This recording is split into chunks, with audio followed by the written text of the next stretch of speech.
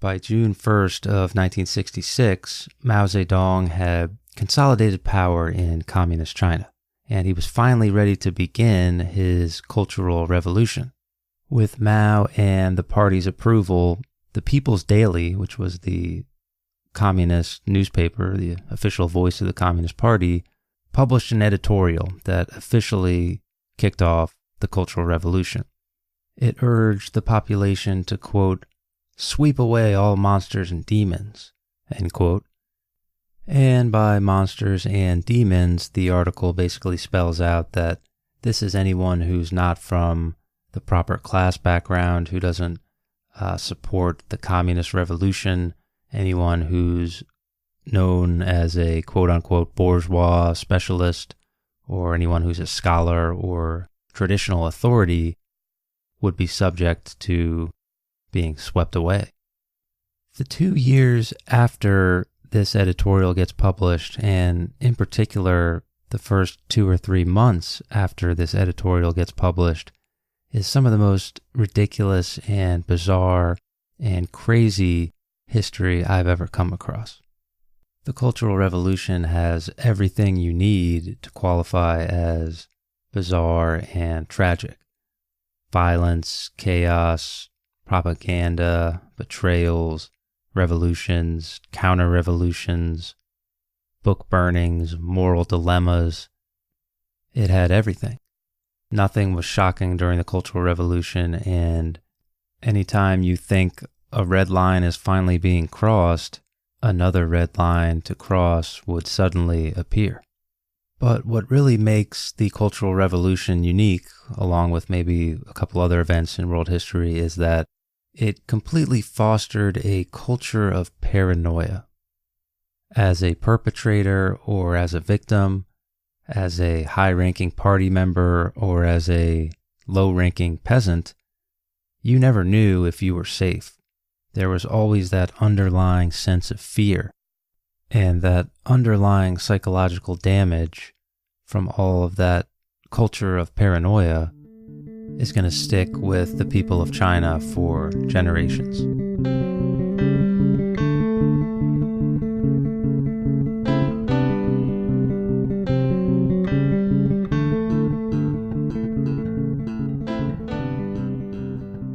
After that June 1st editorial in the People's Daily, a lot of things began to happen at once. And one of the key elements to the beginning of the Cultural Revolution is what I like to call the 100 Flowers Dilemma. So if you remember from a couple episodes ago in this series on the Cultural Revolution, the 100 Flowers was a period where Mao Zedong put out to the people of China that he was going to take input. He was going to allow the people to voice their concerns with the government, maybe offer suggestions or ways to make the society better. Many people did take part in this 100 Flowers movement, but at the end of the day, the criticism heated up, and it heated up to a level where the Communist Party just wasn't willing to deal with it anymore, and they cracked down on all of those people who were dissenting, maybe promoting democracy or maybe promoting increased human rights. And so for these people, what do you get for criticizing the Communist Party? You get a prison cell or an execution or torture for yourself or your family. So at the beginning of the Cultural Revolution, many people were unsure, am I willing to criticize a party member? Am I willing to criticize a teacher? Am I willing to criticize a community leader when it might end up blowing back on me, and that criticism might turn into an excuse to condemn me or my family? Again, it comes back to the theme of the episode, which is that culture of paranoia. Who can I trust? Who can I not trust? And how can I put out to the world that I am trustworthy? And for a lot of people, one of the ways to do this was to throw shade or throw accusations or throw cultural revolution slogans at other people, because if you're accusing someone else, then maybe it's possible that people will think you're part of the revolution and you're not worthy of criticism yourself. First blood, so to speak. Thousands of people in China felt this 100 Flowers dilemma. Unfortunately, most students in China felt no such dilemma. Mao Zedong wanted kids and students to be the center of the Cultural Revolution. Why did he want this? Basically because kids are easy to manipulate and their thought process is easy to control. Most young students, most kids are not long-term thinkers. They're concerned with instant gratification or simple solutions to complex problems. Here's what Mao says about young people being the center of the Cultural Revolution. Quote, "We have to depend on them to start a rebellion, a revolution. Otherwise, we may not be able to overthrow those demons and monsters." End quote. For their part, most students in China were willing to toss aside about 2,500 years of Confucian relationships and Confucian frustration and take part in this Cultural Revolution. With urging from Mao and the party, students were mobilized. We talked in previous episodes about how they wrote the Dazabao, the big character posters. They started assassinating people's characters. They started doing all sorts of horrible actions as revenge against the teachers who were there, in their eyes, to prevent them from learning the truth about Maoism and the greatness of Mao Zedong. One student is on record as saying something that really gives you insight into the minds of some of these kids and what their thought process was as they were going through this. So he said, quote, "The method was first to declare yourself a defender of Marxism-Leninism and Mao Zedong thought. Second, to pose a series of accusatory questions about your target. And third, to expose it as yet another example of counter-revolutionary infiltration of the party." End quote. Okay, so basically, declare yourself a defender of Mao, find someone to accuse, and then find that person guilty without any evidence or any trial. Of course, in this early environment, it was often teachers, educators, and people involved in the education system in some way who felt the worst of the blow. One teacher said, quote, "It's best not to say too much. If you say something wrong, you will be in trouble." End quote. Many teachers had no idea what to do. Some approached party members and confessed to supposed crimes early in the hopes that maybe if they confessed to some crime or another that may or may not have existed, that somehow the party or the kids would be lenient on them. And many people actually ended up seizing this opportunity to jump out in front of the situation and start accusing people themselves. So teachers and professors and educators at times would be writing Dazabao posters themselves and accusing one another in the faculty lounge as a way of self-preservation. Hey, if I'm out there accusing someone, then I can't be accused myself. At least that's how the thinking went for some of these educators. Here's historian Frank DeCotter discussing this situation where teachers were forced to accuse one another as a result of the beginnings of the Cultural Revolution. Quote, "Soon teachers started hurling accusations against each other in order to save themselves, leading to furious poster wars. They knew far more about each other than the students could possibly discover, and some had access to confidential records or boasted powerful contacts further up the echelons of power. As they blackened each other's reputations, they dug further and further into the past, accusing one another of having colluded with counter-revolutionary elements, secretly joined underground organizations, or sexually abused members of the proletariat. A few wrote self-criticisms or produced false confessions in the hope of gaining clemency. The list of accusations grew longer. As an atmosphere of hatred was whipped up, the war of words started to escalate into physical attacks on the targets singled out by the work teams. Some victims were made to carry dunce caps, and others had placards hung around their necks, identifying them as running dogs of capitalism, black gang elements, imperialist spies, or other incriminating categories. Many were paraded around the campus, pushed and shoved, sometimes splashed with ink. As the days went by, the dunce caps became longer and heavier, the wooden placards larger and weightier. Sometimes they were replaced by buckets filled with rocks. This happened to the principal of Ken Ling's school, who carried a load so heavy that the wire cut deep into his neck. He and others were forced to march around the campus barefoot, hitting broken gongs or pots, declaiming their crimes. Quote, "I'm a black gang element." End quote.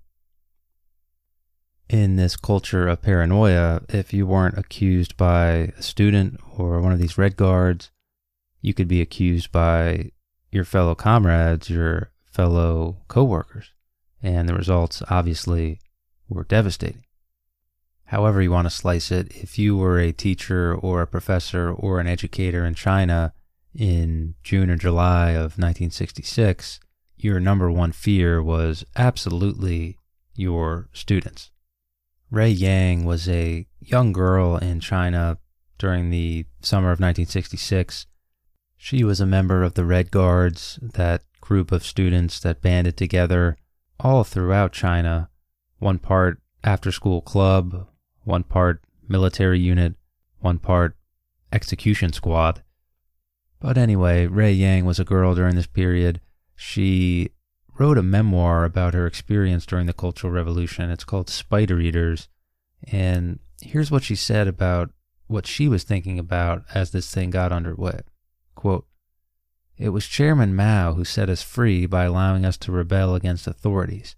As a student, the first authority I wanted to rebel against was Teacher Lin, our homeroom teacher. A big part of her duty was to make sure that we behaved and thought correctly. Now the time had come for the underdogs to speak up, to seek justice. Immediately I took up a brush pen, dipped it in black ink, and wrote a long dazabao. Using some of the rhetorical devices Teacher Lin had taught us, I accused her of lacking proletarian feeling toward her students, of treating them as her enemies, of being high-handed, and of suppressing different opinions. My classmates supported me by signing their names to it. Next, we took the dazabao to Teacher Lin's home nearby and pasted it on the wall of her bedroom for her to read carefully day and night. This, of course, was not personal revenge. It was answering Chairman Mao's call to combat the revisionist educational line." End quote. What this is starting to get at, besides the threat that basically all teachers were under during this period, was the semi-religious aspect of it, the cult of personality that surrounded Mao Zedong. Another student by the name of Fan Sao, who was a kid during this time period, talks about this religious element in one of her memoirs. This one's called Under the Red Sun, but anyway, here's what she says, quote, "We worshipped Mao the same way pious Christians worship their God, and we were completely devoted to him. I myself really believed that we were working for a paradise on earth, and we were going to save the entire world. How glorious it was to have the great destiny of liberating all of humanity. In fact, we did not even understand what revolution was and how other people in the world really lived." End quote. That's two students during the Cultural Revolution. That's two students who later wrote memoirs about their time period during the Cultural Revolution, and that's two former members of the Red Guards who obviously have tremendous regret for the actions that they took. So what were those actions? Well, it began like it often does with a list. Many teachers were put on blacklists for their ideological positions or their class background or their previous jobs or perhaps just something they said or looking at someone the wrong way. And just as a side note here, the solution to problems in history is rarely lists or prescription lists or blacklists. These types of lists are as old as history itself. You can go back to the prescription lists of Sulla, the French Revolution, the Holocaust, here during the Cultural Revolution. It's obviously not some sort of iron law or anything, but I think when you start seeing lists like this, it might be time to start worrying. So keep that in mind as you navigate the contemporary discourse. And just to recap here, we have that editorial on June 1st that kicks off the Cultural Revolution, and we immediately have this period of chaos where it's teacher against teacher, it's student against teacher, it's student against professor, it's Absolutely an atmosphere of accuse or be accused. There's not going to be any due process during this cultural revolution. As the hatred increased, the physical torment and violence began to seep in relatively quickly.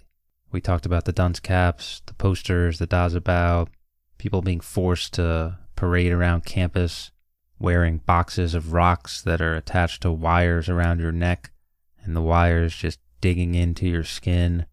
People had their heads shaved, prolonged heat exposure. People were forced to kneel on glass for extended periods of time. Teachers and even students from supposedly bad class backgrounds were put into what was called cowsheds.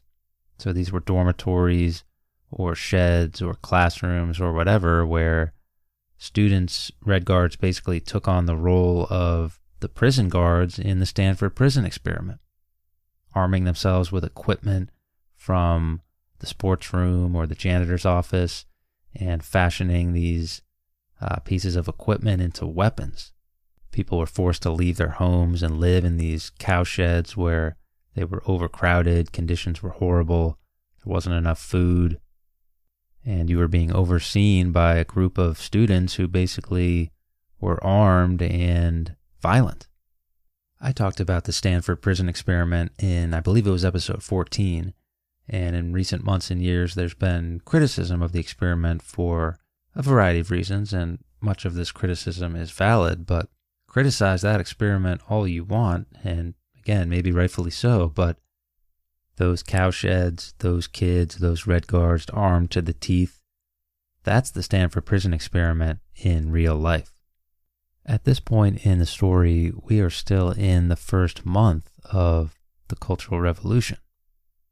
Early on, the violence and the pandemonium was mostly confined to schools and universities. Mao Zedong, at the top level, had seemingly taken a step back at the beginning of the Cultural Revolution and sort of delegated this to one of his subordinates named Liu Shaoqi. And in case you were wondering about Liu Shaoqi's communist chops, here's what he said about the situation, quote, "Those anti-party and anti-socialist elements within colleges and universities must be dragged out," end quote. What he ends up doing is setting a quota of 1% of students and teachers throughout the country to be denounced as rightists. Now, 1% obviously doesn't sound like that much, but when you think about the size of China, if historian Frank Decatur's math calculations are correct, that's 300,000 people who are automatically going to be denounced because you have to have that 1% quota. I mean, imagine if the leaders of your country came out and said, by the end of the day, 1% of all the people in the country need to be in jail. People would start accusing each other left and right. There would be violence, chaos in the streets, and you've effectively fostered that culture of paranoia, and that's exactly what happened during the Cultural Revolution. Many people saw this as a repeat of that 100 Flowers movement that we talked about earlier. So what happened in the 100 Flowers movement was the people who were vocal early and the people who started getting involved criticizing people early on, ultimately they were the ones who got prosecuted and persecuted. So people early on during the Cultural Revolution began applying this same logic to what was going on. And they thought that you were now supposed to persecute the persecutors. At any moment, the tables could turn, and the Red Guards who were criticizing people and writing Dazabao and doing all these things, these parading around of people, at any moment, that could flip around. Someone could write a Dazabao on you, and all of a sudden, the tables are turned. It's actually tremendously confusing trying to follow the plot and figure out just what the heck is going on. Because you have students accusing teachers, you have teachers accusing other teachers, you have teachers accusing students, you have Liu Shaoqi and his quote-unquote work teams, which were sent by the party, going out trying to fill their quota, accusing students and teachers. You have students accusing the work teams because They could be construed as authority figures in entrenched ideological positions. And then you have people accusing the people who are accusing the work teams. You have protests, you have chaos, you have suicides, you have beatings, you have tortures, you have executions, and what you really have here is just a society that's in total chaos, and it's the seeds of unnecessary tragedy being sown. It's hard to believe that this is just the first month of the Cultural Revolution.